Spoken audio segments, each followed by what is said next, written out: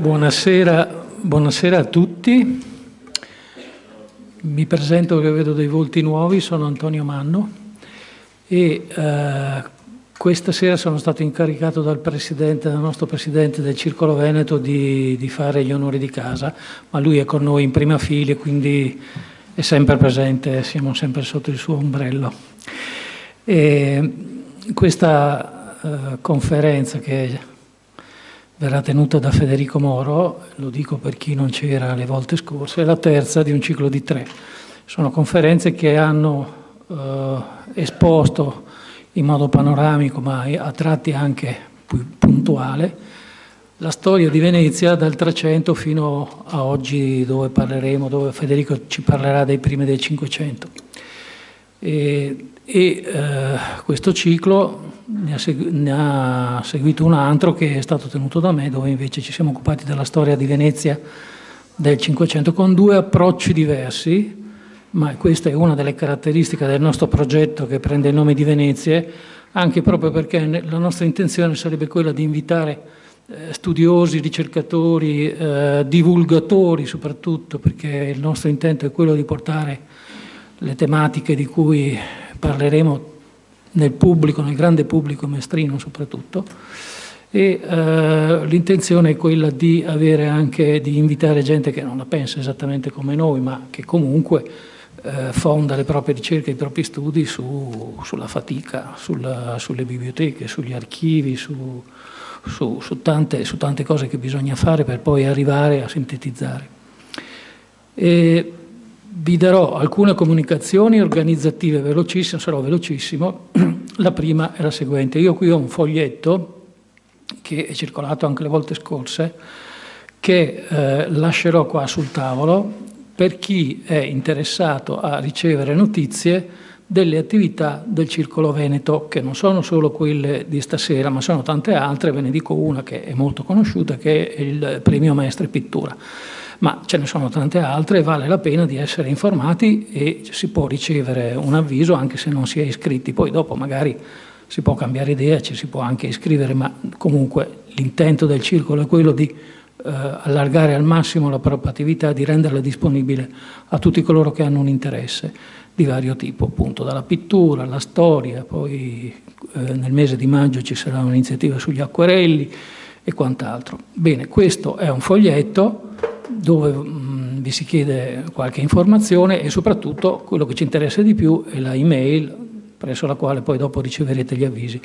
Io lascio questi foglietti qui sul tavolo, li potete prendere liberamente. Se ce li ridate questa sera subito li ritiriamo noi, ma se invece non avete fretta, non avete tempo, li potete lasciare presso la libreria Mondadori, che li raccoglierà e poi li consegnerà al Circolo Veneto, che provvederà a immettere le vostre email e quindi vi poi spederemo i futuri avvisi. Due notizie sulle nostre future iniziative. Era prevista una conferenza nel mese di giugno del dottor Crevato Selvaggi su un argomento che ci interessava molto, che sono l'organizzazione dei servizi postali a Venezia.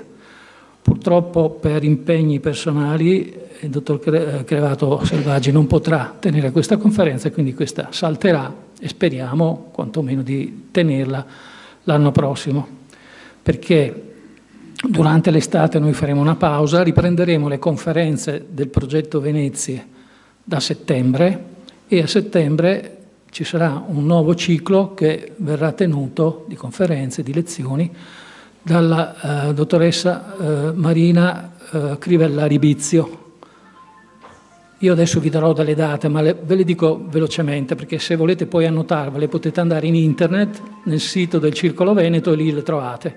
Ecco, allora comunque noi il 28 di settembre Marina Crivellari Bizio terrà una conferenza sulle donne della Serenissima, quindi ci darà uno spaccato, diciamo, delle iniziative, del peso che hanno avuto le donne, soprattutto nel patriziato veneziano.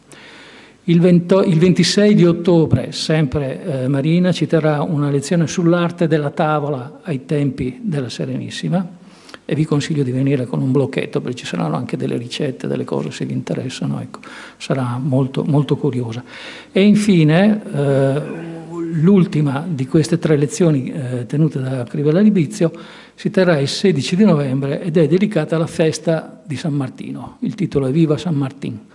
E quindi vedete da questi titoli che c'è un approccio completamente diverso, perché chi vi parla e Federico, diciamo, abbiamo dato un taglio più di carattere storico, cronologico, battaglie, trattati, alleanze, eccetera, no? La Crivella Libizio invece ci porterà più nella Venezia quotidiana e in particolari aspetti. Ecco. Quindi queste sono le comunicazioni che, vi ripeto, potrete tirare giù anche dal sito del Circolo Veneto, che è facile da trovare.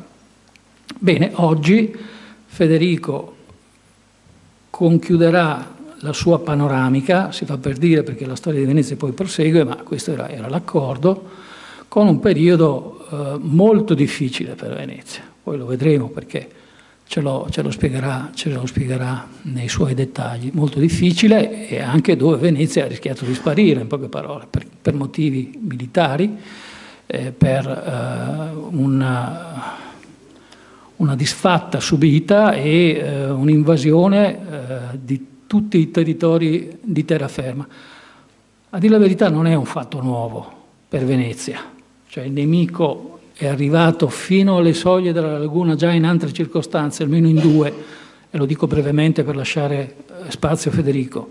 La prima è dell'810 con i Franchi e Pipino, che è arrivato in laguna, e sappiamo come è finita con una strage dei Franchi, tutte le vicende delle navi franche arenate in laguna, eccetera, eccetera, perché non conoscevano, non sapevano muoversi in questo ambiente unico. La seconda è stata anche menzionata Federico, la guerra di Chioggia, perché durante la guerra di Chioggia i genovesi sono arrivati appunto fino a Chioggia e sono stati lì per battere i veneziani e conquistare Venezia, cosa non riuscita. C'è un aneddoto che mi piace sempre raccontare quando parlo della guerra di Chioggia, perché durante le minacce che i genovesi fecero contro i veneziani, perché erano vicinissimi, insomma, mancava poco arrivare a Venezia, tra le minacce dissero che se sarebbero arrivati a Venezia con l'esercito, dopo avrebbero costruito un ponte di collegamento fra Venezia e la laguna. Bene, non è successo molto molto tempo dopo e l'hanno costruito gli stessi veneziani quel ponte nell'Ottocento. Va bene. La terza è quella di cui ci parlerà Federico, è stata un'invasione, l'esercito papale spagnolo è arrivato fino agli estremi della laguna ed è arrivato fino a Mestre.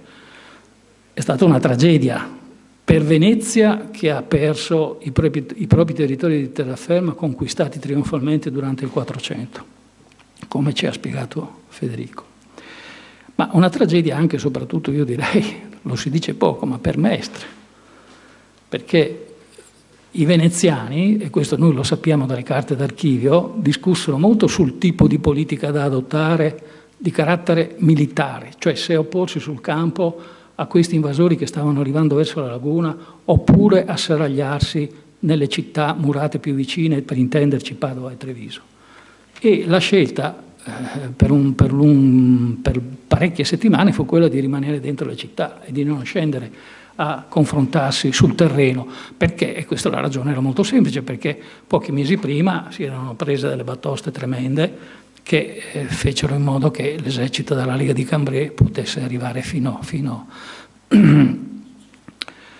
alla laguna. Altro aneddoto e chiudo davvero.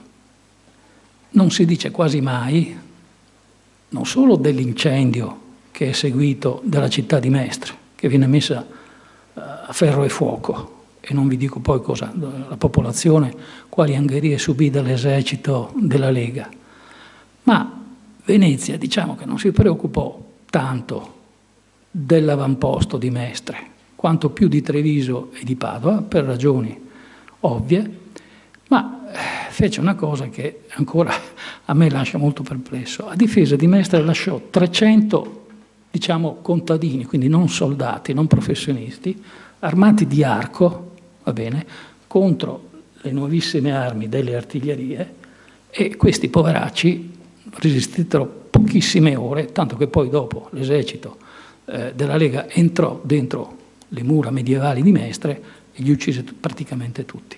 E non si preoccupò purtroppo nemmeno di aiutare i mestrini che volevano ritirarsi a Venezia per proteggersi dalle angherie nemiche, e li lasciò lì in fila davanti al carro di Marghera, che era il punto dove si passava dal Mazzenego alla laguna, con tutte le conseguenze di morti, di stupri, di violenze che ne seguirono. La ragione di Stato veneziana prevale su quelli che poi più tardi, su quella cittadina che più tardi verrà chiamata Mestre, fedelissima. E così lascio la parola a Federico. Buonasera a tutti. Benvenuti, grazie ad Antonio Manno, a Cesare Campa, al Circolo Veneto che mi ha invitato anche in questa occasione. Noi siamo al momento di svolta. È un mondo che sta cambiando. Come abbiamo visto la volta scorsa, il punto nodale è l'aggiramento oceanico portoghese che apre una nuova era della navigazione oceanica, e anche perché i portoghesi bloccano gli ingressi del Mar Rosso, del Golfo Persico con squadre navali e quindi tagliano le rotte navali del circuito delle vie della seta. Ma c'è anche una rivoluzione nautica che è in corso. La grande protagonista dei viaggi portoghesi è la caravella. In subordine dopo, più avanti, verrà avanti anche il galeone. Ma è un mondo che cambia anche perché Venezia per la prima volta si trova davvero, per la prima volta dal 200, quando ha dovuto fare i conti con l'esplosione dell'abilità nautica genovese, con un avversario in mare che mette in dubbio quello che è sempre stato il punto fondamentale della politica veneziana, la supremazia marittima. Accade durante la seconda guerra ottomana, che abbiamo visto un po' la volta scorsa, combattuta tra il 1499 e il 1503, iniziata con quella che Venezia probabilmente considera ed è anche obiettivamente la più grande flotta mai messa in mare, affidata allo sciogurutissimo capitano generale da mare Antonio Grimani, che non riesce a fermare i turchi, la flotta turca che sta navigando in direzione di Lepanto. Lepanto, all'interno del Golfo di Patrasso, è quella l'obiettivo della flotta turca, e quindi deve aggirare il Peloponneso. All'altezza di Modone, quindi di Capo Malea, avviene il primo scontro. L'esito non è molto positivo, ma soprattutto sono i 3 giorni dello Zonchio, il stramaledettissimo fatale Zonchio, in cui i veneziani subiscono una serie di sconfitte che ne minano l'autocoscienza marittima. Sono i marinai e i comandanti di San Marco che improvvisamente perdono quella sicurezza che invece è fondamentale per arrivare a ottenere dei risultati vittoriosi. Se tu combatti convinto di essere più debole di chi hai di fronte, sicuramente lo diventi a prescindere. E contemporaneamente abbiamo un declino dello spirito commerciale. Questo è importante anche. Venezia ha costruito sul dinamismo dei suoi mercanti, sulla capacità di trasformarli in ogni momento, in ogni luogo, in valentissimi comandanti militari, con le navi che erano di proprietà dello Stato e che andavano laddove lo Stato decideva. Tutto ciò comincia a venire a mancare. Si tratta però di uno Stato, la Repubblica, che è serenissima dal 1467, di uno Stato incredibilmente ricco, incredibilmente potente. Sono i 2 elementi da tener presente per cercare di capire quello che sta per avvenire. Naturalmente tutti gli Stati incredibilmente ricchi e potenti hanno anche infiniti nemici. L'abbiamo visto nel corso del 400, il primo e principale è il Papa, nemico giurato di chiunque in Italia voglia allargare il proprio orizzonte fino a costruire un'egemonia che in prospettiva porti all'unità italiana, un concetto che è presente ormai dal XIII secolo, di cui molte signorie si sono fatte interpreti. La presenza del papato a Roma è, con quella di Firenze, sfortunatamente collocata nel centro d'Italia, il vero problema della storia della penisola. Ma gli altri due nemici mortali della Repubblica sono l'impero da sempre, l'impero degli Asburgo, che alla fine sarà l'entità che ucciderà la Repubblica, e la Francia, la quale parte da costanti simili, anche se da occidente anziché da settentrione. Venezia si trova di fronte a delle scelte difficili da fare. La prima e più clamorosa, ne abbiamo un po' parlato l'altra volta, è quella di aiutare gli ottomani contro i portoghesi. Venezia offre aiuto economico e militare alla Sublime Porta, impegnata nello sforzo di liberare la navigazione nell'Oceano Indiano.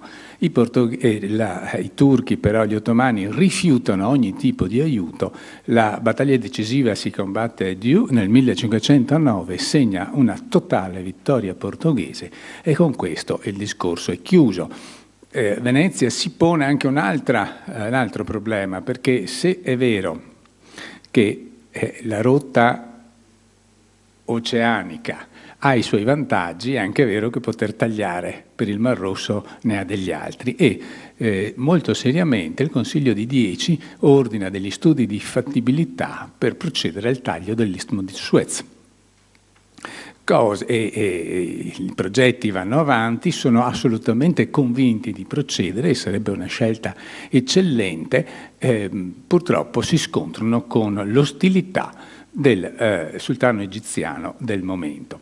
Ma l'ultima vera chance per Venezia di evitare quello che sta per accaderle avviene nel 1508, nell'inverno del 1508, quando con i francesi di Luigi XII già installati a Milano, Luigi XII ha catturato a Novara Ludovico il Moro e lo ha deportato nel castello di Loches, dove morirà, e ha stretto una sorta di alleanza molto sospettosa con Venezia.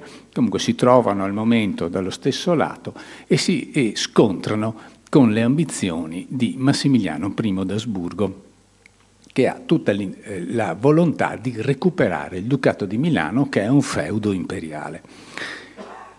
Nel febbraio del 1508, quello che è uno dei più grandi condottieri, a mio parere il più grande che Venezia abbia mai avuto, cioè Bartolomeo d'Alviano, riesce in un'impresa straordinaria. Lui è il comandante in seconda, il fronte principale è quello della Val d'Adige, però gli asburgici discendono la valle del Piave, anzi per l'esattezza quella del Boite, si impadroniscono di Cortina, di San Vito e arrivano fino a Pieve di Cadore, e da lì sono intenzionati, ricongiungendosi con altre forze che arrivano dalla Pusteria, a discendere la valle del Piave e a sbucare in pianura. È una manovra classica che nella storia ripeteranno infinite volte. D'Alviano, che è uomo d'azione, invece di restare in pianura ad aspettarli, in pieno inverno con la neve che quest'anno non c'è stata, cosa fa? Risale la valle del Piave, arriva a Longarone, taglia per la valle di Zoldo, muove i suoi uomini, che sono tutti veterani italiani, a lui fedelissimi, in mezzo alla neve e nel silenzio, arrivano fino a Cibiana di Cadore, da lì piombano su valle, tagliano le retrovie asburgiche, li costringono a combattere una battaglia per cercare di riaprirsi la strada del Tirolo, una battaglia disperata, è la battaglia di Russecco o di Valle di Cadore, in cui i veneziani non vincono, stravincono e annientano completamente le forze avversarie. È l'inizio di una galoppata pazzesca, perché Dagliano non si ferma più, ridiscende la Valle del Piave, gira verso oriente, prende la contea di Pordenone, che è imperiale, arriva a Gorizia, che è contea di Gorizia, anche questa imperiale, e per la prima volta nella storia Gorizia diventa veneziana, quindi conquista in azione combinata con la flotta comandata da Corner Trieste, non si fermano più, si spostano in Istria, prendono la contea di Pisino, Corner intanto procede nel Quarnero e conquista anche Fiume.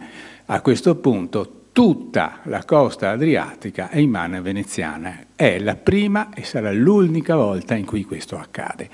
A questo punto Venezia dovrebbe essere in grado di completare il lavoro e semplicemente far fuori Massimiliano I d'Asburgo, che vuole la Repubblica, perché non è che voglia qualcosa, vuole la Repubblica e vuole eliminarla dalla scena. I veneziani si fermano, probabilmente questo è uno sbaglio. In questa cartina che vedete avete plasticamente qual è la realtà della guerra della Lega di Cambrai. Mi piace molto perché in rosso i collegati nemici di Venezia, in verde Venezia, in bianco gli unici che si astengono, poi in giallo ci sono quelli che sono troppo distanti per essere coinvolti. Questo vi dà la misura di quale confronto titanico ci sia, rappresenti questa guerra della Lega di Cambrai. E apparentemente è una follia. No, mi dispiace che vedo che c'è un'alterazione nelle diapositive, non so come mai sia successo, sul mio computer erano perfettamente, ma comunque insomma si vedono lo stesso. Non è una follia, sono stati gli austriaci, sì, anch'io penso ci sia qualche sabotaggio, quella maledetta aquila bicipite è sempre in agguato. E Venezia in realtà, seriamente, pur cercando di evitare la guerra, perché una guerra normalmente si cerca di evitare a prescindere perché ha un esito sempre molto incerto. E in ogni caso, viste le dimensioni dell'alleanza nemica, è senz'altro possibilmente da evitarsi, però si prepara molto seriamente a questa guerra, elabora un completo piano di guerra che prevede il baricentro del conflitto in Lombardia, lascia la Romagna, che è il perno della discordia con il Papa, che è Giulio II della Rovere, a difendersi da sola. Lo stesso alla Puglia, se vi ricordate l'altra volta, i porti pugliesi sono stati conquistati proprio da Antonio Grimani nell'ultima fase della guerra cosiddetta del Sale, quindi sono veneziani ormai da una ventina d'anni, un quarto di secolo quasi, protetti dalla flotta d'altura. L'Asburgo, che non viene tanto preso sul serio, viene sorvegliato sui passi alpini e a quel punto procede a arruolamenti massicci di uomini e a produzione di mezzi. La convinzione è che la battaglia decisiva si combatterà in Lombardia e quindi la Francia sia il nemico da battere. La Francia non ha certo lesinato nella preparazione. Luigi II, XII, scusate, che si avvale del preziosissimo aiuto decisivo sul piano dell'elaborazione strategica di Gian Jacopo Trivulzio il Magno, che non solo è marchese di Vigevano e governatore di Milano, ma maresciallo di Francia ed è uno dei migliori condottieri italiani del momento. Mette insieme un'armata di 40.000 uomini che concentra a Milano, di questi 15.000 sono cavalieri divisi in 2.300 lance di cavalleria pesante, è la cosiddetta gendarmeria. Ogni lancia è composta da 6 uomini, di cui uno solo è il lanciere effettivamente, l'altro è un cavaliere leggero, poi ci sono anche un sergente, 2 serventi che devono sostituire i cavalli, perché questi cavalli si stancano durante la battaglia e quindi devono essere continuamente sostituiti, 2 arcieri o balestrieri o schioppettieri a cavallo. Quindi la lancia sono 6 soldati variamente assortiti, oggi si direbbe costituiscono un'unità tattica autonoma. 100 lance formano una compagnia d'ordinanza che è comandata da un capitano di nomina regia. Abbiamo qui il primo esempio di esercito professionale moderno. Per la prima volta in Francia, sono le riforme di Carlo VII, si è introdotto un arruolamento professionale alle dipendenze della corona del re e questi uomini giurano fedeltà al re e obbediscono e sono stipendiati. Obbediscono al re e sono stipendiati da lui. Tutto questo ha influenza sul piano tattico perché la gendarmeria carica sostanzialmente a ranghi compatti, lance in resta, cavalli a toccarsi quasi, e questo è il tipo di combattimento che loro prediligono. Servizio permanente, uniformità delle unità, reclutamento da parte dello Stato. Ciascun gendarme ha una lancia lunga, spada, corazza a piastre, elmo, piccolo scudo. La fanteria è composta da 22.000 uomini più 3.000 tra artiglieri e genieri. Di questi 8.000 sono svizzeri, che sono ancora mai stati sconfitti sul campo di battaglia. Questi 8.000 svizzeri combattono secondo lo schema classico degli svizzeri, che prevedono 3 formazioni, 3 quadrati, avanguardia, corpo di battaglia e retroguardia. Ma insomma adesso, se volete, tutti i dettagli sono sulla diapositiva, io andrei un attimo avanti. Diciamo che normalmente loro avanzano in questi quadrati di alabardieri. L'alabarda è sostanzialmente una picca su cui hanno infilato un'ascia, fasciati di picchieri con picche molto lunghe, sono sui 5 metri. Si schierano, se hanno spazio, anche con 120 uomini. Qui, dove noi li troveremo, però, useranno una formazione più piccola, sui 90-100. E a volte anche 50 per 30-40 righe di profondità.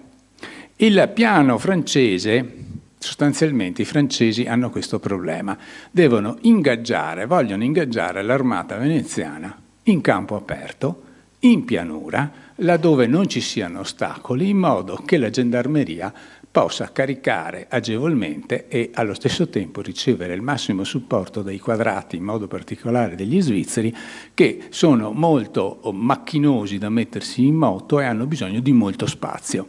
Quindi sia la cavalleria pesante francese che la fanteria svizzera ha bisogno di un terreno pianeggiante. Questa osservazione è importante perché spiega tutto quello che sta per accadere. Da Milano i nostri francesi dovrebbero, se vogliono partire all'offensiva, passare l'Adda, che è il confine, e a questo punto inoltrarsi in territorio veneziano utilizzando delle strade strette e molto lunghe e molto esposte eventualmente all'attacco sui fianchi. Voi avete presente cosa è successo ai russi che scendevano dalla Bielorussia per attaccare Kiev, quella lunghissima colonna di 100 chilometri di veicoli? Ecco, immaginatevi qualcosa di simile. Sarebbe potuto accadere. Quindi non possono fare questo. Naturalmente i veneziani cosa hanno fatto? Si sono proprio organizzati in questo modo. Li comanda Niccolò Terzo Orsini, conte di Pottigliano, è un comandante classico della scuola militare italiana che gioca molto sulla difensiva e sulle fortezze campali. È quello che ha fatto a Pontevico sull'Oglio, quindi a metà strada tra Cremona e Brescia, ha costruito una fortezza campale e lì aspetta i francesi che vuole far avanzare in territorio veneziano fino a costringerli a combattere là dove vuole lui. L'idea è senz'altro interessante e, se applicata, probabilmente foriera di ottimi risultati. E i veneziani hanno fatto uno sforzo enorme, hanno 13.450 fanti in campo, oltre a 6.500 circa nelle fortezze. In più hanno 10.000, si chiamano ordinanze, cioè miliziani tratti, cernide tratte dal territorio a supporto. Totale sono quasi 30.000 fanti, tutti italiani. Ah sì, ad Agnadello combatteranno italiani dalla parte dei veneziani, francesi, guasconi, svizzeri e italiani in buonissimo numero dalla parte dei francesi. La cavalleria veneziana combatte sostanzialmente nello stesso modo, è equipaggiata nella stessa maniera di quella francese. L'unica differenza è che la lancia veneziana è composta da 5 uomini invece che da 6, ma insomma non è molto rilevante. Le lance sono 2.000. Fanno eccezione quella che è una caratteristica tutta veneziana di questa cavalleria leggera albanese, gli stradiotti, che sono preziosissimi, sono presenti in numero di 750. Ci sono anche 2.200 balestrieri a cavallo, anche questa è una particolarità veneziana. Ma Venezia ha fatto veramente un grande sforzo, ha messo in mare al comando del capitano generale da Mare Angelo Trevisan la flotta d'altura che deve provvedere a difendere e a proteggere le vie di comunicazione con la Romagna e la Puglia.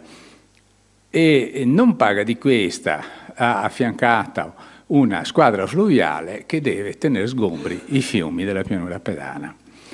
E bisogna dire la verità che sul mare i veneziani non hanno rivali e non avranno rivali in questa guerra e conseguentemente dopo vedremo come queste navi verranno distolte dal loro compito principale per fare qualcosa che non avrebbero mai dovuto fare. Abbiamo già detto che Pitigliano vuole attirare i francesi a Pontevico. In sostanza gli ha preparato una trappola in profondità. Il fatto è che il suo vice è Bartolomeo d'Alviano. Se Pitigliano è il capitano generale, D'Alviano è il governatore generale. I due hanno personalità opposte. Si potrà discutere all'infinito chi preferisce l'uno o l'altro. Io ve l'ho già detto, preferisco D'Alviano, il quale aveva suggerito di non aspettare i francesi in Lombardia, ma di attaccare, passare l'Adda a Lodi e attaccare Milano da sud. Audacissimo, mi piace da morire come idea. Però, detto questo, non puoi avere un comando in cui ci sono due teste che la pensano all'opposto. Questo genera inesorabilmente una rottura della linea di comando, che invece deve essere assolutamente omogenea e compatta. In più c'è uno scontro di personalità,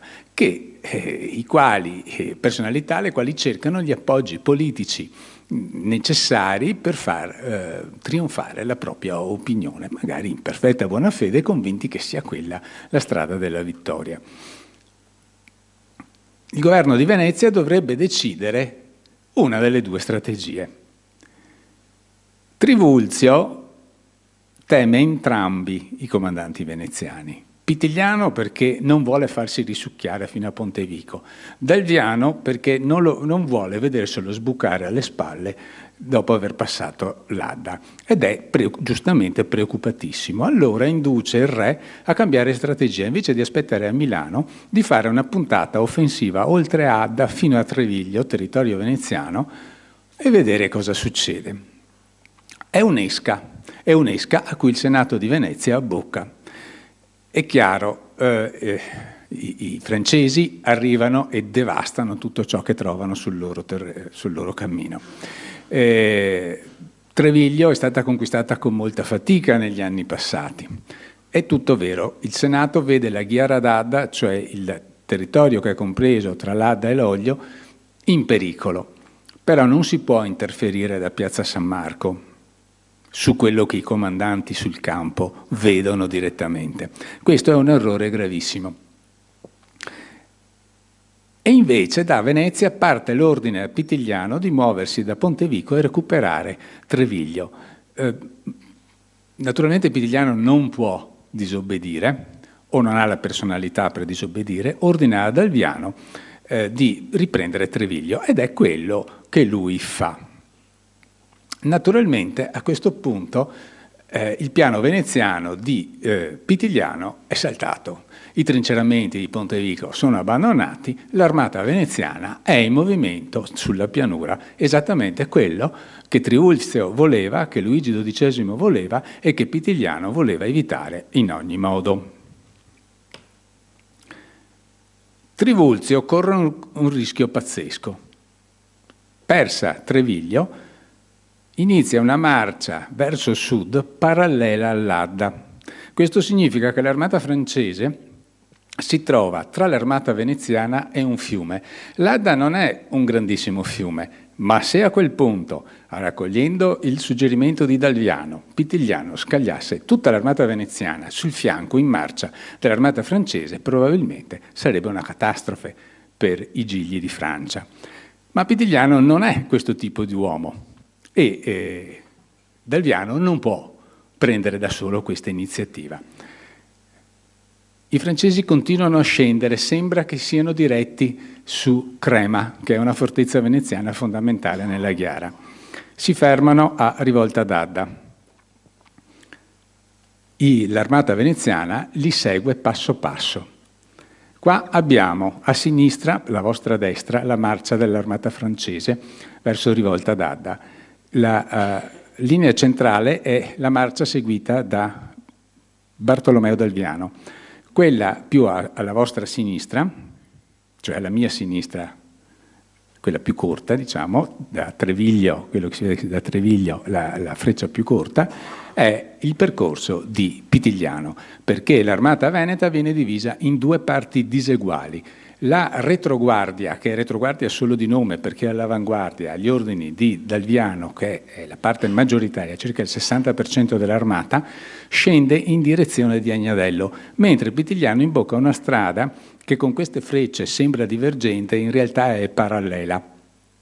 Circa 4 chilometri dividono i due comandanti. La mattina del 15 maggio, in testa alla colonna Dalviano non c'è la cavalleria, ma la fanteria italiana di Jacopo da Spoleto, che si infila nell'alveo di un torrente, quando sbuca fuori, un torrente in secca, quando sbuca fuori trova i cannoni francesi schierati.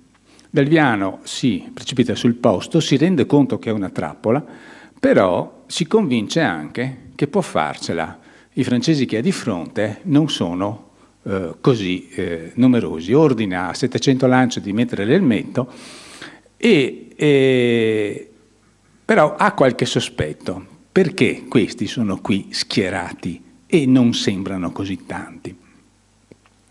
In realtà ad aspettarlo c'è una parte dell'armata francese che è guidata dal signore di Chaumont, che è Charles d'Amboise, e da Gian Jacopo Trivulzio. Si tratta di 500 lance e 6.000 fanti, per lo più svizzeri.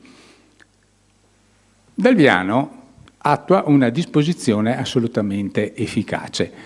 Sfrutta il terreno, per cui l'argine del fiume funge da terrapieno, alle spalle ha una collinetta, sulla collinetta piazza i cannoni, protetti dagli archibugieri e da lance di cavalleria, davanti piazza i suoi fanti romagnoli che combattono alla Svizzera.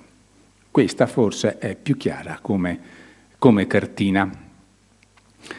Teniamo sempre conto che all'altezza di Vailate Pitigliano è appena 4 chilometri da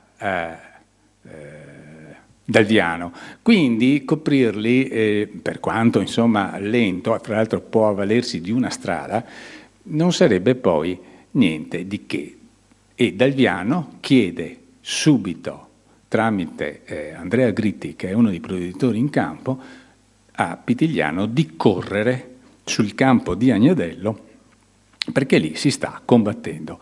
I francesi sembrano assolutamente fuori dalla realtà, attaccano con la cavalleria e quindi con la fanteria in salita contro un argine difeso da picchieri, archibugieri e artiglieria. È ovvio che finisce malissimo e per la prima volta forse nella storia gli svizzeri vengono ributtati indietro. Dalviano si aspetta che arrivi Pitigliano. Se Pitigliano arrivasse in quel momento sul campo di battaglia, l'armata veneta avrebbe una schiacciante maggioranza, supremazia e probabilmente chiuderebbe la partita, ma Pitigliano invece gli rimanda indietro Gritti con l'ordine di sganciarsi. E qua siamo allo scontro di personalità, perché se Dalviano è ingaggiato dai francesi non può in nessun modo sganciarsi dal campo di battaglia. E quindi Pitigliano, volente o nolente, avrebbe dovuto andare in soccorso del suo governatore. È chiaro quindi che l'ordine non può essere eseguito. Chi si presenta sul campo di battaglia col grosso dell'armata francese invece è Luigi XII, il quale da un lato manda la gendarmeria a supporto dei quadrati svizzeri che i romagnoli stanno respingendo, dall'altro manda Bayard con i mercenari guasconi a cavallo lungo la strada verso Agnadello per aggirare sulla destra lo schieramento di Dalviano. Questi mercenari guasconi riescono nella manovra, piombano alle spalle dei cannoni veneziani sulla collina, travolgono la cavalleria che li difende. A questo punto si sbanda la milizia bresciana agli ordini di Antonio Pio di Carpi, che avrebbe dovuto fungere da argine, e i francesi si impadroniscono dei cannoni veneziani e li puntano contro alle spalle ovviamente della fanteria che è schierata sull'argine. La catastrofe è ormai lì. Dalviano decide per una manovra disperata e audacissima, raduna tutta la cavalleria di cui dispone, si mette lui personalmente in testa ai suoi lancieri e carica. Per quanto incredibile possa sembrare, riesce, arriva ai cannoni francesi, ma a quel punto arriva la guardia del re di Francia e ributta indietro i veneziani. È la svolta definitiva. Dalviano e i suoi sono tagliati fuori dalle retrovie, vengono catturati e intanto su Agnadello scende un autentico diluvio d'acqua. A questo punto ci si potrebbe aspettare che la fanteria italiana si arrenda, è rimasta completamente isolata sul campo di battaglia, è priva di comandanti, è senza cannoni ed è completamente circondata dagli svizzeri. Il fatto è che gli svizzeri, è noto, non prendono prigionieri ed è questa la ragione per cui i fanti italiani combattono fino all'ultima. Alle 11 della sera del 15 maggio un corriere inviato dai rettori di Brescia porta a Venezia la notizia che l'armata è stata distrutta ad Agnadello. In realtà sul campo restano 6.000 veneziani e 4.000 francesi e Pitigliano compie in verità quello che è il suo capolavoro strategico, con il 40% dell'armata che non è stata impegnata in battaglia, riesce a recuperare parte degli sbandati della battaglia di Agnadello e inizia una lenta e abilissima ritirata nella quale deve imbattersi con quello che non si sarebbe mai aspettato. Bergamo, Brescia, Verona gli chiudono le porte in faccia, si rifiutano di aiutare l'armata veneziana in ritirata. I veneziani se ne ricorderanno. È una ritirata dolorosa che porta fino a Padova addirittura. E a Padova avviene uno scontro di nuovo tra Pitigliano e in modo particolare i comandanti patrizi che vogliono difenderla. La città viene considerata indifendibile e Pitigliano si ritira a Mestre. In realtà è un clamoroso errore di cui in Laguna si rendono immediatamente conto, hanno ceduto senza combattere 2 delle 4 fortezze del quadrilatero difensivo che protegge la laguna, e cioè Mestre, Padova, Castelfranco e Treviso. Restano Mestre e Treviso, sarà Treviso il perno di tutta la difesa nella prima fase della guerra, ma bisogna che riprendano ad ogni costo Padova. Cominciano immediatamente le operazioni per il recupero di Padova. Il più svelto è Andrea Gritti, che, provveditore in campo ad Agnadello, diventa l'eroe di questa fase della guerra e in generale della guerra, e comunque Venezia fa uno sforzo enorme per mettere in campo tutte le forze necessarie per riprendere Padova. Concepisce un piano complesso che prevede un attacco fluviale via Piove di Sacro, un secondo attacco fluviale dritto per dritto lungo il Brenta e una manovra aggirante per via di terra. Risolve la questione Andrea Gritti, che si presenta nottetempo davanti alle mura di Padova, e che è affidata a un traditore vicentino, che è un personaggio da romanzo d'appendice, cioè Leonardo Trissino, che farà una bruttissima fine, che si è autoproclamato signore di Padova e tiene una specie di corte persiana in città, per nome e per conto di Massimiliano I d'Asburgo. Sta di fatto che sono gli stradiotti a compiere una vera operazione speciale, sono 3 carri, caricano 3 carri di grano, li si presentano davanti alle porte chiuse, dicono: ma questo è merce di un cittadino di Padova, dobbiamo entrare. Sono molto perplessi i padovani della milizia cittadina che controllano l'ingresso. Il primo carro passa, il secondo anche, il terzo improvvisamente si blocca, le porte sono aperte, dal buio sbucano fuori gli stradiotti e in poco tempo la città è riconquistata. All'alba arriva al portello la flottiglia fluviale da Gambarare. La riconquista di Padova è una svolta, anche se Venezia sta lavorando su quella che è la faglia essenziale che può permetterle di sopravvivere, cioè la differenza enorme di interessi tra i collegati. Finora Massimiliano d'Asburgo non ha mosso una paglia, perché Leonardo Trissino ha sì conquistato Vicenza per conto dell'imperatore e dopo Padova sempre per conto dell'imperatore, portandosi dietro una trentina di tagliagole arruolati da lui stesso e basta. E Luigi XII si è fermato al limite delle conquiste che il Trattato di Cambrai gli assegnava. L'unico che sta conducendo le operazioni è il Papa in Romagna, che in effetti si è riconquistato Faenza, Ravenna, Rimini, insomma tutti i territori che lui riteneva di doversi riconquistare. Ma a questo punto entra in conflitto di interessi con la Francia ed è su questa faglia che i veneziani agiscono per spaccare il fronte avversario. Intanto comincia l'assedio di Padova. La sproporzione tra difensori e attaccanti, adesso è arrivato Massimiliano I d'Asburgo con supporti spagnoli e anche francesi, però non ha uomini sufficienti in realtà per impegnare l'intero circuito delle mura padovane, che è molto esteso. Questo è un problema che è vitale negli assedi. La settimana scorsa, parlando dell'assedio di Nicosia durante la guerra che è culminata con la battaglia di Famagosta e quella di Lepanto, ricordavo che la ragione del successo ottomano a Nicosia è che i difensori non erano in grado di difendere tutto il circuito, tutto il perimetro difensivo, e un attacco simultaneo su tutto il perimetro ha fatto crollare le difese.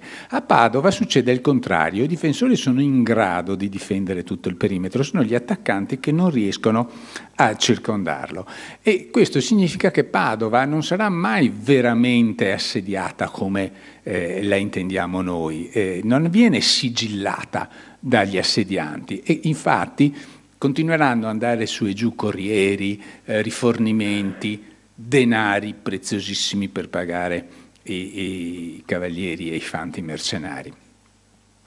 Sta di fatto che comunque, quella è la bandiera di Gritti, che fra l'altro a Padova si verifica quello che è la vera ragione del successo veneziano nel tempo: l'incredibile compattezza e il coraggio dei suoi cittadini. perché a Padova la Repubblica chiede ai suoi cittadini, patrizi in modo particolare, ma anche cittadini originari, e chiunque voglia diventare cittadino, di andare a combattere a Padova. A un certo punto succede che ne hanno troppi e devono rinunciare agli arruolamenti, e quelli che non possono andare pagano perché la Repubblica arruoli dei mercenari al posto loro, che sono più utili invece in battaglia. È un caso straordinario che testimonia come sia vero che la Repubblica chiede tutto ai suoi nobili, ai suoi patrizi e anche ai suoi cittadini, però i suoi cittadini danno tutto, a cominciare dalla vita, per la Repubblica. E a Padova questo avviene su una scala molto vasta. A Padova sono presenti, per dire, 6.000 fanti veneziani, dove per fanti veneziani si deve intendere ovviamente fanti di ogni provenienza, però in buon numero si tratta di cittadini veneziani. Sicuramente lo sono tutti i 622 balestrieri, i 952 stradiotti no, ovviamente, ma insomma ce n'è un buon numero dei 14.000 presenti agli ordini di Pitigliano.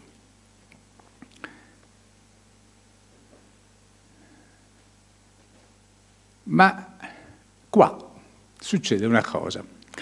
Succede che Venezia si rende conto di avere una flotta che è in mare e che dopo aver liquidato qualunque avversario sostanzialmente è inoperosa.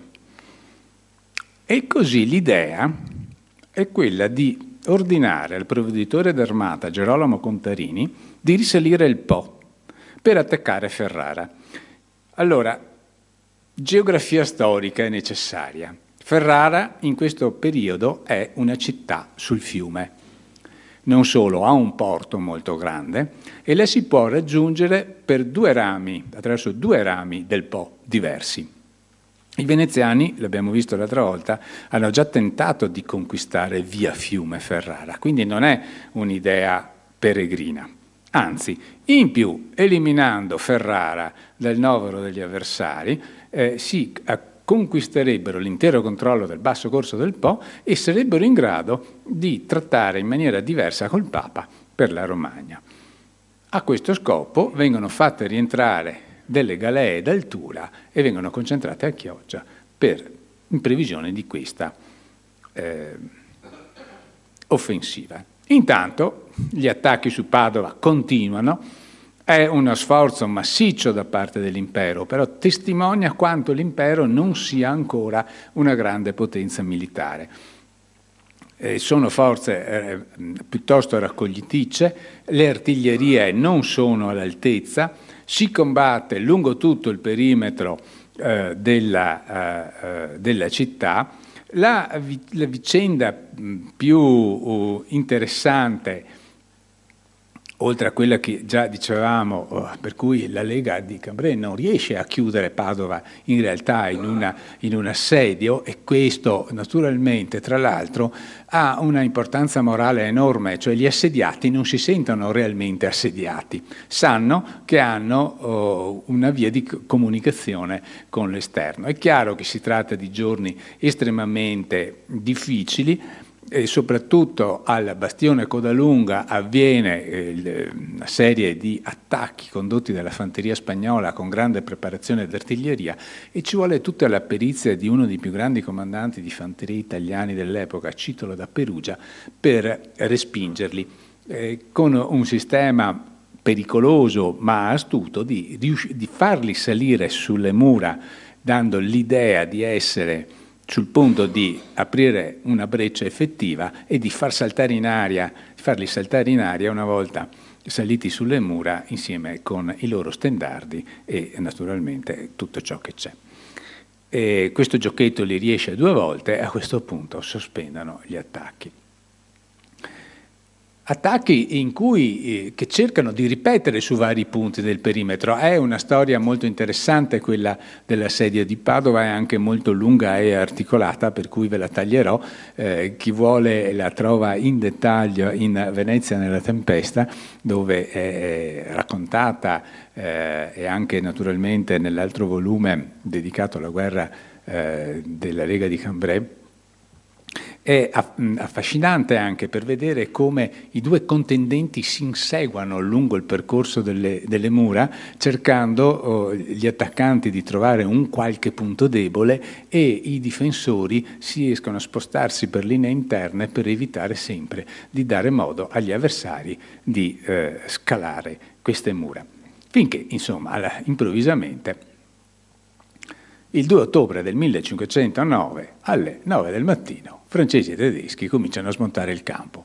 In quel di Padova sono un po' perplessi, però a un certo punto gli stradioti, che hanno questo buffo elmetto a forma di tuba, che sembra un cappellino, ma è un elmetto, e rientrano da una esplorazione in direzione di Bovolenta e dicono che effettivamente l'armata imperiale si sta ritirando in direzione di Vicenza. Sarebbe il caso di inseguirla per cercare di assestarle un colpo definitivo, ma l'opinione non viene accolta. Invece, anche perché si teme un intervento francese, infatti la Palisse, che è uno dei grandi comandanti francesi di quest'epoca, entra a Verona il 28 del mese e sembra che porti aiuto alle forze imperiali, ma soprattutto a questo punto viene presa la decisione fatale di mandare la flotta d'altura su per il Po. L'idea è questa: mentre l'armata di terra, uscita da Padova, liberata a Vicenza, deve attaccare Verona e appoggiare sul fianco, liberando il Polesine, l'armata fluviale, questa deve risalire il Po e attaccare Ferrara. Andrebbe tutto benissimo se effettivamente l'armata di terra facesse questo e viaggiasse di conserva di quella fluviale. Invece cosa succede? Che l'armata di terra si tiene distante da quella fluviale, e in più c'è un problema di acqua, perché questa della questione dell'acqua è di una straordinaria attualità. I rapporti dei comandanti sul territorio dicono che nell'Adige c'è troppa acqua, per esempio, che quindi hanno dovuto aprire gli argini per far scendere il livello del fiume. Ci sono altre testimonianze che dicono che invece di acqua ce n'è poca. La questione dell'acqua, del livello dell'acqua, è decisivo, perché le galee pescano poco, però hanno bisogno di una certa quantità d'acqua sotto la chiglia per poter manovrare. D'altro canto, se ce n'è troppa, vengono sollevate all'altezza dell'argine. E questo, vedremo, può essere un grosso problema. Trevisan, da uomo di mare, non vuole infilarsi con le galee nel fiume. Le galee non sono adatte a manovrare su un fiume, sempre controcorrente, tra l'altro, teniamo presente. Suggerisce di tutto, si offre di andare ovunque con le galee, non viene ascoltato.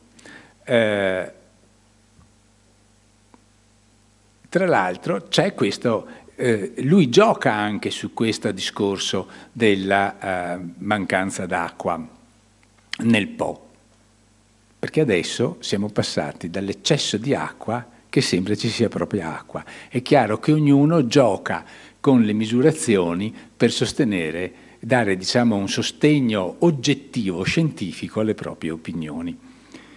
Di fatto a Venezia si decide di spedire su per il Po 17 galee, praticamente l'intera squadra di Trevisan, con le fuste e i brigantini a supporto della cosiddetta Armata Grossa, di quella che sarà l'Armata Grossa, e contemporaneamente il capitano del Po, che è Marcantonio Contarini, dovrà muovere per vie interne, il canale di Lombardia, cioè quello che da Chioggia permette di arrivare a Polesella, quindi sul Po, con la flotta fluviale. In totale si parla di un 300 unità complessivamente.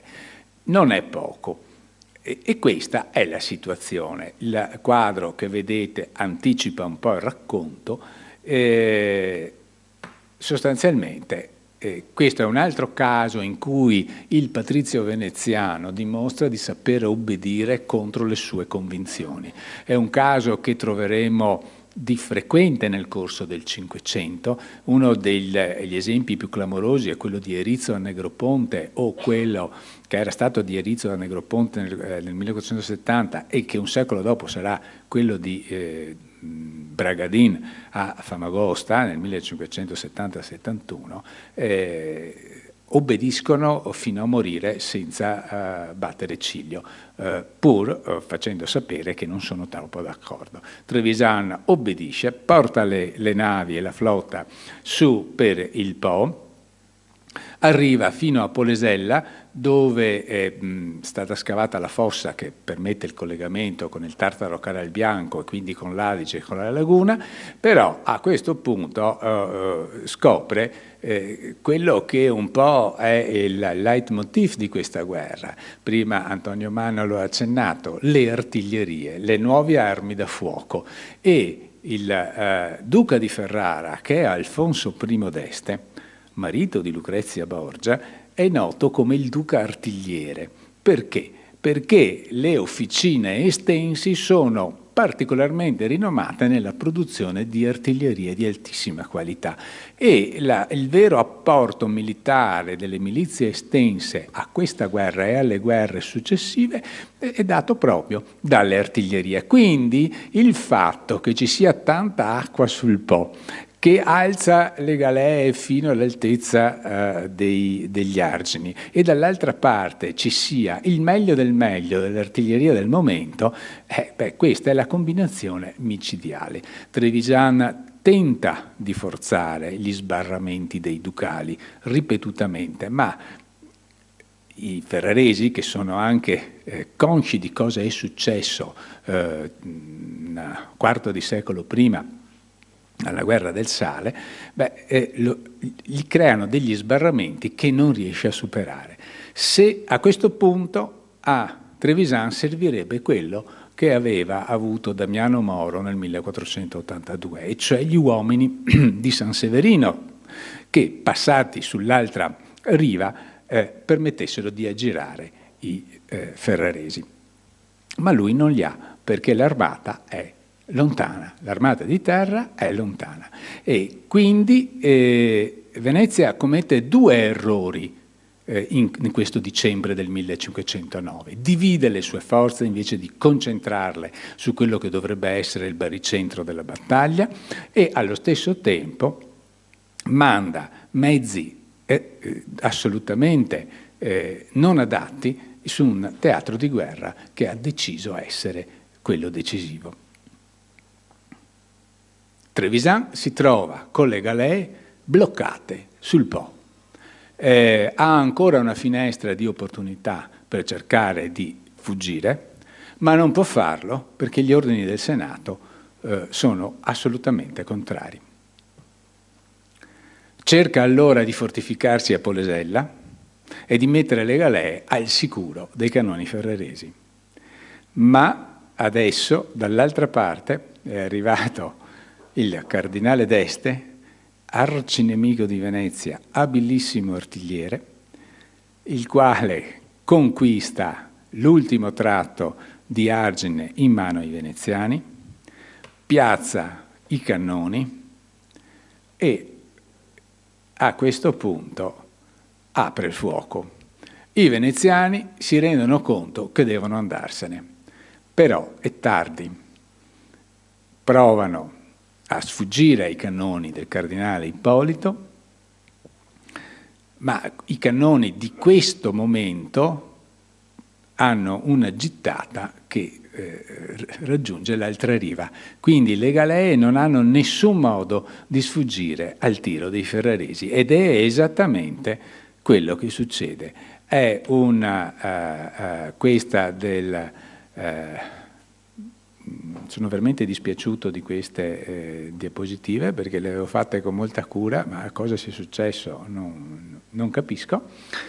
Chiedo scusa e sostanzialmente è un massacro. I veneziani perdono 15 delle 17 galee, ne sfuggono soltanto 2. La prima a venire affondata è proprio l'ammiraglia. Trevisan si salva a nuoto. Le perdite sono difficilissime da calcolare perché è una sorta di strage. Sull'argine, oltretutto, i mercenari passano immediatamente agli ordini degli estensi e tagliano la gola ai marinai fanti veneziani presenti. Lucrezia Borgia, appunto, c'è un passo dell'Ariosto famoso in cui Lucrezia aspetta il rientro del marito vittorioso a poppa della galea di Trevisan catturata, con sciolte le chiome rosse al vento sui pontili del porto di Ferrara. Venezia, come sempre, nelle sfortune, nelle disgrazie, nelle catastrofi, del meglio di sé, ordina alla flotta fluviale di recuperare quanto più possibile degli uomini rimasti in territorio nemico o rimasti nel fiume, ne recuperano veramente tanti e naturalmente danno ordine immediatamente ai provveditori in campo, se necessario, di allagare tutto il Polesine. Il discorso che faceva Antonio Manno prima, la ragion di Stato non ha nessuna importanza, che perisca il Polesine se la Repubblica ne ha bisogno. Ma il vero successo di Venezia è che riesce a spezzare l'alleanza di Cambrai attraverso l'accordo con il Papa il 15 febbraio del 1510. È un'umiliazione pesantissima per la Repubblica, che si piega nella sostanza e nelle forme a tutto ciò che Giulio II della Rovere gli impone. Ed è molto bello perché il Consiglio di 10, nel far sottoscrivere il trattato, mette una clausola segreta a futura memoria, dicendo che quel trattato non è valido perché sono stati costretti a sottoscriverlo in condizioni di assoluta precarietà. Comunque, bisogna dire la verità, lo rispetteranno alla fine. La realtà è che la Lega è rotta. La Lega è rotta ed è il primo di una serie di giravolte pazzesche che, anche se la guerra dura altri 6 anni, con 2 rovesciamenti di alleanza quello più clamoroso è quello che riporta Venezia a fianco della Francia, che non è più la Francia di Luigi XII, ma è la Francia di un giovane, coraggiosissimo sovrano che si chiama Francesco I, il quale combatte di nuovo per il Ducato di Milano, che nel frattempo è finito in mano agli svizzeri. Per strapparlo li deve affrontare alle porte di Milano, casella autostradale di testa dell'Autosole, Melegnano, non si sa perché, i francesi lo chiamano Marignano, e allora tutti battaglia di Marignano, battaglia di Melegnano, che dura diversi giorni, in cui gli svizzeri subiscono la più cocente delle sconfitte, però, parliamoci chiaro, Francesco I sta perdendo, poi sul campo di battaglia arrivano i veneziani guidati da Dalviano che attaccano gli svizzeri sul fianco e li travolgono. Quindi, insomma, personalmente la considero la più bella vittoria di Dalviano, ma ognuno poi abbia le sue opinioni. Nel 1516 il Trattato di Noyon pone fine a tutto ciò. Bisogna dire la verità, Venezia se la cava mica male. Ovvio, perde la Romagna consegnata al Papa, perde la Puglia riconsegnata al Re di Napoli, perde anche Cortina e Lampezzo, che resterà da allora per sempre territorio asburgico, varie altre parti nell'Alto Isonzo, però insomma tutto sommato si salva e recupera gran parte dei territori perduti. Però come ricordava Antonio Manno all'inizio, la guerra si è combattuta per intero nel territorio della Repubblica e quando combatti a casa tua le devastazioni sono infinite. Ciò che non hanno devastato i nemici hanno devastato i tuoi uomini per sopravvivere sul territorio. E quindi il prezzo è stato davvero alto, talmente alto che cambia tutta l'impostazione geopolitica e geostrategica veneziana. Si passa dalla fase espansiva a quella della difesa dell'esistente. L'obiettivo ora è conservare ciò che si è ereditato dai padri. Quindi neutralità, difesa, iniziano la costruzione delle grandi piazzaforti bastionate, Treviso, Padova, Verona, Palmanova. La pianura viene riempita di punti di resistenza che però segnano, sono altrettanti segnacoli di una strada senza ritorno, che è quella della decadenza e che porterà alla fatale illusione che la neutralità poi possa salvare la Repubblica. Ma questa è un'altra storia che, se vorrete, potremo esaminare prossimamente. Io vi ringrazio dell'attenzione e sono qua.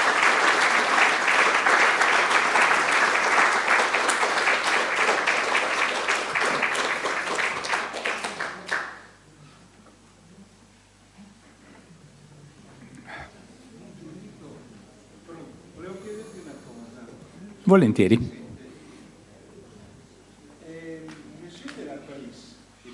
È lui. È lui? È lui, è lui.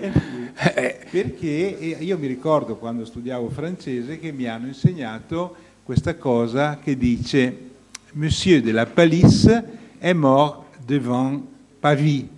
Un quart d'heure avant sa mort, il était encore en vie. Sì, sì, è la palissiana. È lui. Pare che fosse una persona così, che nelle conversazioni fosse abbastanza ovvio, il che non toglie che fosse un cavaliere abilissimo e molto coraggioso e un abile comandante sul campo.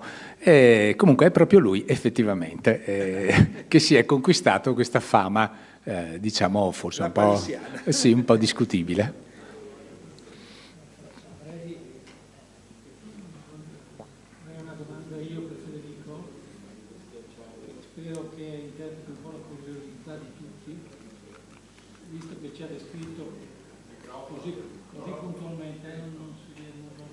Eccolo qua. Visto che ci ha descritto in maniera così puntuale tutte le manovre, eccetera, che si sono svolte sul campo, la domanda è di chiedergli dove ha trovato queste notizie. È una domanda, diciamo, che ci porta a parlare delle fonti, delle notizie che si ricavano poi per fare storia, per ricostruire questi periodi come Federico ha fatto. Beh, siamo fortunati in questo caso perché sulla guerra della Lega di Cambrai possediamo, mi verrebbe da dire tutto, dopodiché non è mai tutto, però insomma molto. Molti dei protagonisti hanno scritto. Abbiamo la testimonianza per esempio dei diari di Marin Sanudo, che è dettagliatissimo. Marin Sanudo, essendo nel circuito dei consigli di governo al più alto livello, lui puntigliosamente ha registrato tutto ciò che i veneziani decidevano, facevano. Adesso io qui ho volato, diciamo, è più dettagliato in Venezia nella tempesta, perché anche nelle fasi prima della guerra ci sono tutti i movimenti di preparazione, gli spostamenti, e il marchese di Mantova, il duca di Mantova ha detto, fatto, brigato, insomma è una fonte formidabile. E poi ce ne sono altre ovviamente, perché gli archivi ci restituiscono da parte veneziana praticamente tutto, ma in questo caso abbiamo anche archivi di altre, anche gli archivi papali per esempio, gli archivi estensi che si trovano per lo più a Modena, anzi sono concentrati a Modena, ci sono quelli dei Gonzaga a Mantova, quindi quelli imperiali a Vienna, cioè effettivamente è meraviglia delle meraviglie,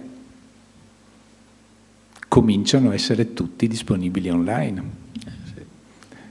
Perché sono ormai decenni che vanno avanti a digitalizzare e adesso si comincia a godere di una situazione piuttosto interessante, mentre fino a qualche anno fa era poca roba, invece adesso comincia a essere, dopodiché non è che siano tutti digitalizzati per carità, però l'Unione Europea ha finanziato dei programmi formidabili che stanno dando i loro frutti, e questo a prescindere che per esempio le università americane o anglosassoni, se voi volete i diari di Manin Sanudo, li trovate in credo 20-30 diverse digitalizzazioni integrali, e sono per noi fonte meravigliosa, perché ovviamente sono scritti nell'italiano dell'epoca, e quindi immagino che gli studenti americani abbiano qualche difficoltà, ma noi no, e questa cosa si ripete su moltissimi e in moltissimi altri campi. E noi siamo abituati a parlare male di internet, e invece dovremmo entrare nell'ordine di idee che è una questione di come lo si usa. Perché certo, se tu vai a cercare quello che fa Chiara Ferragni è una perdita di tempo, però se tu vai a cercare altro, trovi veramente tantissimo. Io mi ricordo che ho scritto un romanzo tempo addietro, Flagellum Dei, che era dedicato, il personaggio principale era Attila, ma su Attila noi abbiamo un unico vero testimone, che è Prisco di Panion, che era un diplomatico e letterato bizantino, che ha lasciato pochi frammenti, che però alla corte di Attila c'è stato, è uno dei pochi che può dire di averlo visto e di essere anzi sopravvissuto al tentativo. Era andato lì per ammazzarlo col veleno, Attila se ne accorge e le dice: ma dai, cosa vuoi fare? Vieni a cena con me. Questo per capovolgere l'immagine che abbiamo del flagello di Dio. Insomma, ci ha lasciato questa descrizione del banchetto di Attila, in cui tutti gozzovigliano e lui invece, il sovrano, è lì su un banchetto di legno, mangia con stoviglie di legno, i suoi aristocratici là, roba d'oro, lui tutto di legno con suo figlio a testa bassa a lato, una cosa bellissima. Grazie all'Università di Vancouver tutta l'opera di Prisco di Panion è disponibile per chiunque senza bisogno di affaticarsi troppo, quindi si trova tanto e vale la pena cercare, perché specialmente per epoche come il Cinquecento è diventato piuttosto facile trovare senza dover viaggiare troppo. Una domanda del pubblico? Una? Prego. Due. La storia non si fa Ma nella sua descrizione sembrava che Venezia ne avesse i mezzi per poter vincere. sì, poteva vincerla. E se l'avesse vinta? Meraviglia. Come sarebbe andata? Allora, Agnadello sicuramente poteva vincerla, tranquillamente, ha avuto 2 o 3 occasioni per battere il re di Francia e annientare l'armata francese significava eliminare la Francia per il momento del conflitto. Eliminata la Francia, probabilmente avrebbe potuto tranquillamente, conquistare Milano, che sempre è questione geopolitica e geostrategica fondamentale, dall'altro spostare la sua armata in Romagna e riprendersi la Romagna, porta girevole d'Italia e principale fornitrice di soldati a tutta Italia, quindi un doppio elemento fondamentale. Liquidare il Papa, l'Asburgo se l'era già quasi pappato l'anno prima, quindi saremmo qui a raccontare tutta un'altra faccenda. Personalmente credo che sia la vicenda di Agnadello la dimostrazione che bisogna scegliere. Tu puoi essere d'accordo con Pitigliano o con Dalviano. Entrambi avevano i loro pregi e i piani messi a punto avevano più conservativo Pitigliano, più aggressivo Dalviano, più rischioso ovviamente anche perché dopo si trattava di affrontare l'Armata del Re in campo aperto alle porte di Milano, lì è una questione un po' incerta. Pitigliano invece puntava su un'altra soluzione. Certo, tempo ce n'era poco, in questo senso Dalviano secondo me è da preferire perché tempo ne avevano poco, il tempo giocava a vantaggio degli altri. Però una delle due, il Senato ondeggiando tra l'uno e l'altro ha preso un po' il peggio di entrambi e il risultato è stato Agnadè e si sono ripetuti dopo sul Po, perché se il tuo comandante in capo della flotta ti dice no, secondo me è sbagliato, se tutti gli ufficiali della flotta ti dicono non andiamo sul Po, insomma, è che ogni patrizio veneto si considerava capitano generale da Marno e quindi di saperne di più. Sì, perché poi muore Giulio II, muore da lì a poco. Sì, e infatti, certo, certo. Sì. Bene, la seconda domanda, Marco. No, c'era anche... Ce ne sono anche là, Ce ne sono qua. Sì. Non so la successione, ma... Io ho visto quella lì, quella mano bene, lì. allora lei, poi Marco la diamo e poi terminiamo. Io faccio una domanda che so che interpreto anche il pensiero di Cesare Caro, perché è una domanda istituzionale, che spunta anche dalle ultime battute che ha fatto Venezia. Cioè, Venezia, Repubblica, ha un meccanismo decisionale complicato. Senato, ogni patrizio veneziano si segue. Combatte contro monarchie assolute. Luigi XII, imperatore, il Papa Giulio II che è il più assoluto degli assoluti.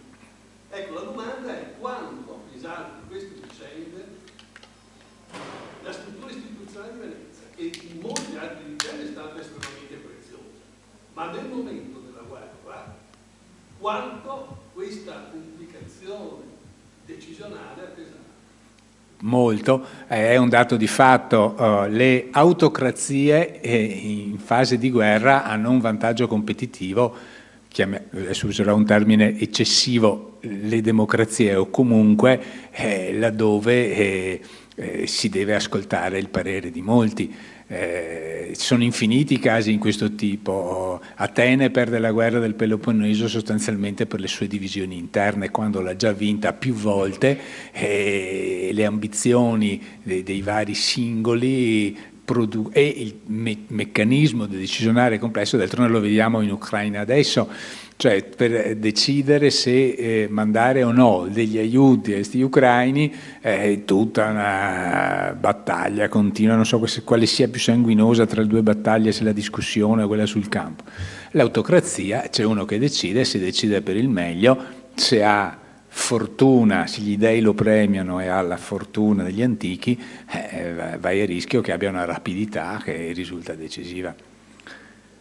Però è anche vero che se sbaglia ti trascina a fondo, cioè voglio dire, questo è un classico. Dopo, nei momenti di difficoltà, la struttura complessa permette di rimediare meglio gli errori dei singoli.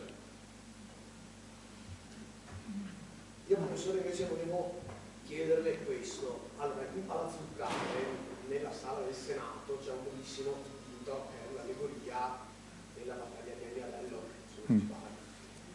dove Venezia viene rappresentata in maniera molto eroica come una donna vestita con ciniera, la spada sguainata, che assistita alle spalle dalle allegorie delle città alleate attacca la Lega assisa sul trono, sul toro d'Europa, no? È questa l'immagine che arrivò ai cittadini veneziani della guerra contro la Lega di Cambrai successivamente, cioè nell'immaginario collettivo dei veneziani. Fu questa l'immagine di Venezia e della guerra contro la Lega di Cambrai che viene portata alla città? Senz'altro è l'immagine, allora i dipinti di Palazzo Ducale hanno una funzione educativa, ma rispetto ovviamente ai patrizi della classe di governo, tanto quelli della Sala del Senato quanto quelli della Sala del Maggior Consiglio a maggior ragione, ma comunque in generale non sono lì per caso, non sono momenti casuali della storia veneziana e anche i modi in cui sono raccontati questi momenti non è casuale. Wolters ha scritto un bellissimo libro sui dipinti, più di uno anzi a dire la verità, sui dipinti di Palazzo Ducale, è un percorso di tipo ideologico, è l'idea della giustizia veneta, che Venezia combatte quello che i romani chiamavano il bellum justum, la guerra giusta. Noi combattiamo, ma perché abbiamo ragione sostanzialmente, e vinciamo perché gli dei romani, Dio nel caso dei veneziani cristiani, ci dà supporto perché abbiamo fondati motivi per farlo. E la ricerca del concetto della guerra giusta è poi una ossessione che dal mondo romano in modo particolare, perché i greci un po' meno, ma insomma il mondo antico si travasa in tutta la cultura dell'Occidente, e ce l'abbiamo anche adesso. Le nostre società sono permeate dell'idea che si deve combattere una guerra giusta. Chi è l'aggressore e chi è l'aggredito? Ma chi è l'aggredito è stato veramente aggredito, perché guarda che se hai provocato un po' sei meno aggredito di quanto saresti stato altrimenti. Cioè ci sono tutte queste, e tutto questo lo dobbiamo in modo particolare ai nostri progenitori romani, che avevano questa ossessione del bellum justum, della guerra giusta, e Venezia ne è la riprova. E tra l'altro Venezia aveva l'ossessione della cosiddetta giustizia veneta. C'è chi ha osservato, e in quel libretto nero che lì sull'angolo l'ho raccontato molto estesamente, quante immagini di Venezia come giustizia, come divinità della giustizia ci sono a Palazzo Ducale, e in tutte le salse, dipinta, scolpita, a basso rilievo, a micromosaico, cioè in tutti i modi. È l'idea che i veneziani hanno di se stessi, che interpretano la giustizia e che sono l'incarnazione della giustizia, e quindi le loro guerre sono giuste. È un'idea che gli viene da molto dall'antichità, dalla loro eredità romana, perché bisogna che noi ci visualizziamo un'idea. Venezia è l'unico lembo di impero romano che non è mai caduto, e loro lo hanno nei alberi genealogici mitici delle famiglie patrizie, sta derivazione romana, ma ce l'hanno proprio, direi, in ogni riga di quello che hanno scritto, che hanno lasciato. Loro si considerano a tutti gli effetti gli eredi di Roma, quindi hanno anche tutta, poi nel Rinascimento, cultura, la riscoperta degli antichi, l'umanesimo, il Rinascimento, voglio dire, siamo proprio nel centro di tutto questo, e effettivamente sì, è l'immagine assolutamente, quantomeno che viene veicolata per chi riesce a capire, chi può capire, ma in ogni caso ogni pala d'altare in ogni chiesa svolge una funzione di tipo ideologico rispetto a chi va a messa, cioè tutti quanti.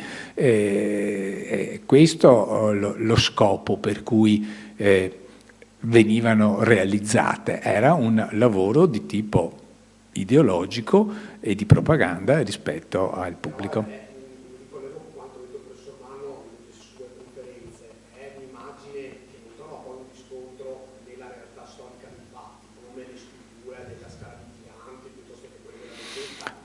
Parliamo di una Venezia trionfante sul mare che in realtà non c'era più, e visto come sono andate fatte queste battaglie, l'immagine è propaganda, cioè, no, è propaganda, ma è ovvio, cioè, voglio dire, tu parli di te stesso cercando di valorizzare il tuo punto di vista, e sempre, insomma, uno degli esempi più banali che mi viene in mente è il concetto di italiani brava gente che noi abbiamo in maniera così radicata, per cui non abbiamo una storia coloniale, non abbiamo mai sterminato nessuno, no, cioè, non è vero niente, insomma, cioè, abbiamo fatto le nostre, come anche perché dopo in guerra, parliamoci chiaro, ne succedono di spaventose. Chiunque abbia testimoniato direttamente di un'esperienza di guerra racconta degli eccessi. Adesso faccio questo piccolo racconto familiare. Mio zio mio zio materno era arruolato durante la Seconda Guerra Mondiale nella divisione di fanteria Venezia, che era in Montenegro. In Montenegro un bel giorno la compagnia di cui fa parte si accampa vicino a un villaggio musulmano. All'alba il muezzin si sveglia e chiama alla preghiera, il villaggio sono tutti musulmani, i musulmani. Cosa succede, cosa non succede? Sti 4 contadinotti veneti totalmente ignoranti che un musulmano non l'hanno mai visto, i partigiani ci attaccano, comincia a sparare. In sostanza sterminano l'intero villaggio. Arriva finalmente un ufficiale un po' acculturato, dice: ma cosa avete fatto?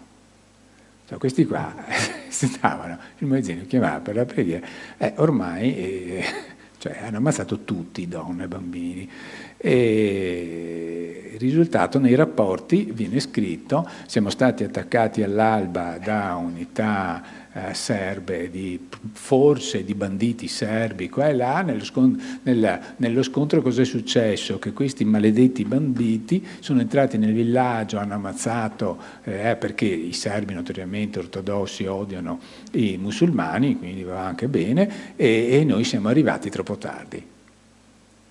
Allora, le testimonianze personali così non valgono niente, però, visto che poi è morto da molti anni, gli credo ciecamente, ha passato la vita svegliandosi di notte urlando perché non riusciva a liberarsi da questa cosa, e voglio dire, queste cose succedono. Io ricordo un convegno sulla campagna di Russia, sono arrivati 3 studiosi tedeschi con dei bei filmati. Adesso, siccome siamo stanchi di voi italiani che ci accusate di ogni nefandezza compiuta nelle pianure ucraine e che voi siete andati là e siete stati accolti come liberatori, vi hanno dato da mangiare, quella, vi mostriamo i filmati che voi avete fatto, che sono rimasti nei nostri archivi, e là si vedeva di tutto di più.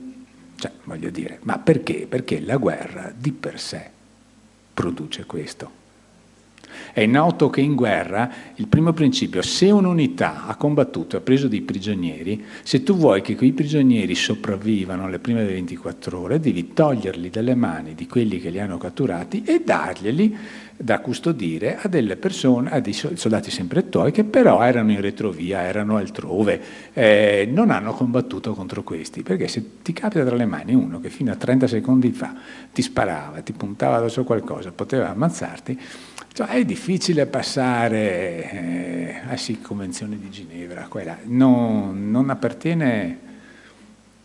Bragadin, che ha fatto la fine che ha fatto, perché Ali Pasha, Lala Mustafa Pasha, riesce a sopravvivere al processo che gli ottomani gli intentano, perché anche il sultano dice: ciò stavolta ha veramente esagerato, sta cosa non si può fare, almeno l'avesse decapitato e basta, cioè questo insomma, vabbè, può andare, ma non si può, e lo sottopone a un processo pubblico, una cosa terribile. Si salva perché riesce a dimostrare che la sera prima i veneziani hanno fatto fuori 50 prigionieri ottomani. Noi non sappiamo se sia vero o non sia vero quella, però diciamo c'è questa cosa, queste cose succedono. Noi non è che dobbiamo dire non è vero, non siamo sicuri che sia realmente accaduto o no, ma gli altri assediati da 11 mesi, ormai senza munizioni, senza viveri, senza niente, può darci anche che li abbiano fatti fuori 50 prigionieri. Cioè, come dicono gli adolescenti adesso, ci sta, succede, assolutamente succede. Noi pretendiamo dagli uomini e le donne che combattono delle cose che sono fuori dalla realtà. Bene, siamo arrivati all'epilogo. Io ho il compito di chiudere, e con molta meraviglia, perché ho scoperto un lato segreto di Federico, che è un appassionato del Dalviano, almeno mi pare di capire tantissimo. Ecco, e in effetti sì, hai molte ragioni, e in una lontanissima lettura giovanile, e non mi chiedere qui in che anno, cioè, comunque io ricordo di aver letto, forse Marin Sanudo, che in una circostanza di festeggiamenti chiamarono il Dalviano in Palazzo Ducale per un grande banchetto. per festeggiare le sue vittorie e le sue conquiste. E il cronista racconta che nel tavolo imbandito in onore del Dalviano c'erano delle sculture che raffiguravano tutte le fortezze e i castelli da lui conquistati. E quando si sedette per guardare da vicino uno di questi castelli, scoperse che era stato scolpito nel burro. No? Bello, no? La fortezza e il burro. No? Il Circolo Veneto non ha la possibilità di imbandire un banchetto di questo genere, però nello stesso modo vuole ringraziare Federico per le imprese che ci ha raccontato.